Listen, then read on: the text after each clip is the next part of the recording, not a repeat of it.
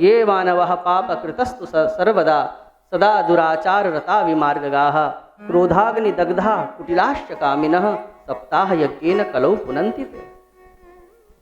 भागवत की महिमा वर्णन करते हुए पद्म पुराण ने यही कहा कि अगर ये मानवः पापकृतस्तु सर्वदा, कोई व्यक्ति बहुत पापी हो, कभी कभार पाप हो जाते हैं ऐसा नहीं, अपितु सर्वदा, ये मानवः पापकृतस्तु सर्वदा, जो सर्वदा हमेशा पाप ही कर्म में प्रवृत्त रहता है, बोले ऐसा व्यक्ति भी यदि भागवत की शरण ग्रहण कर ले तो ते पुनंती, वह भी पवित्र हो जाता है। सदा दुराचार रता विमार्गगाः, दुराचारी हो, कुमार्गगामी हो, क्रोधाग्नि दग्धाः, क्रोध रूपी अग्नि में हमेशा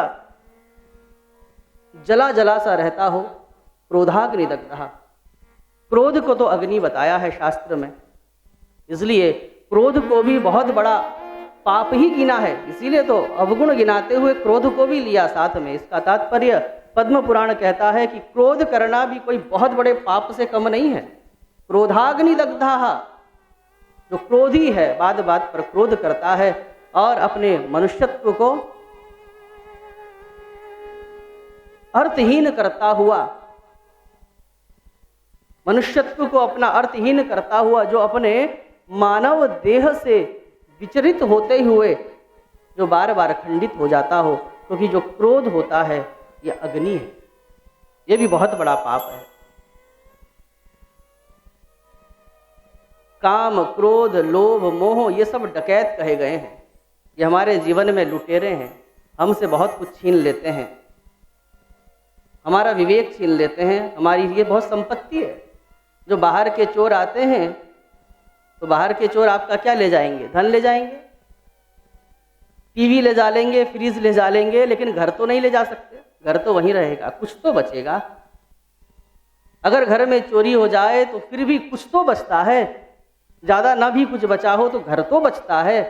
लेकिन क्रोध को शास्त्र ने अग्नि इसलिए कहा, जैसे कि घर में लुटेरे आ जाएं, लूट कर ले जाएं, लेकिन घर तो बचेगा। लेकिन अगर घर में अग्नि लग जाए तो फिर न तो घर बचता है न सामान बचता है, क्योंकि अग्नि कुछ रहने नहीं देती। तो क्रोध को लुटेरा नहीं कहा, क्रोध को अग्नि कहा है। इसलिए हम बहुत पीछे चले जाते हैं जब हमारे अंदर क्रोध की अग्नि लगती है, फिर कुछ नहीं बचता, फिर आपकी सारी संपत्ति खाक हो जाती है, आपके सारे अवगुण काले पड़ जाते हैं। कैसे काले? अग्नि की चपेट में आकर तो सब कुछ भस्मीभूत हो जाता है, और हम इतने पीछे चले जाते हैं तो हमारी सारी संपत्तियां जलकर भस्म हो जाती हैं। कौन सी संपत्ति की बात करते हैं? तो शास्त्रकार कहते हैं आपके भीतर बहुत सारी संपत्तियां हैं, आपकी बुद्धि, आपका विवेक, आपका मन, ये सब कुछ संपत्तियां हैं। लेकिन जहां क्रोध की अग्नि जली, सब कुछ भस्मीभूत हो गया, कुछ नहीं बचता। फिर पुनः अपने स्वभाव में आने के लिए बहुत समय लग जाता है। तो क्रोधाग्नि दग्धः कुटिलाश्च कामिनः, कोई क्रोधी हो, कुटिल हो, कामी हो, तो भी भागवत के संसर्ग से पुनन्ति ते, पवित्र हो जाते हैं, पुनन्ति ते। अब कोई सोचे कि वाह, ये तो बढ़िया फॉर्मूला मिल गया हमको, बाहर पांडाल से बाहर जाकर खूब पाप करो, क्योंकि पाप धोने के लिए तो भागवत का पांडाल बनाया ही है। बाहर चोरी करो, खूब गलत काम करो, और उसके बाद थोड़ी सी कथा सुन लो, बस पुनन्ति थे।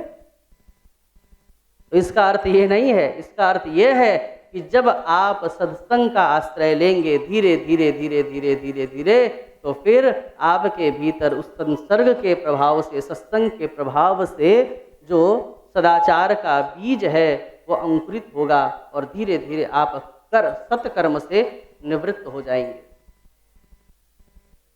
सत्संग को इसीलिए बहुत उपयोगी माना, जैसे कि कोई शराबी कबाबी का यदि कोई संसर्ग करे तो धीरे धीरे न चाहते हुए भी उस पे वो गुण, वो रंग चढ़ ही जाता है। वैसे ही भले ही शुरू में आपको रंग चढ़ने में थोड़ा समय लगे, लेकिन आप रात दिन यदि आपका उठना बैठना अच्छा होगा तो आपको एक ना एक दिन इसका रंग चढ़ेगा, ये सत्य है।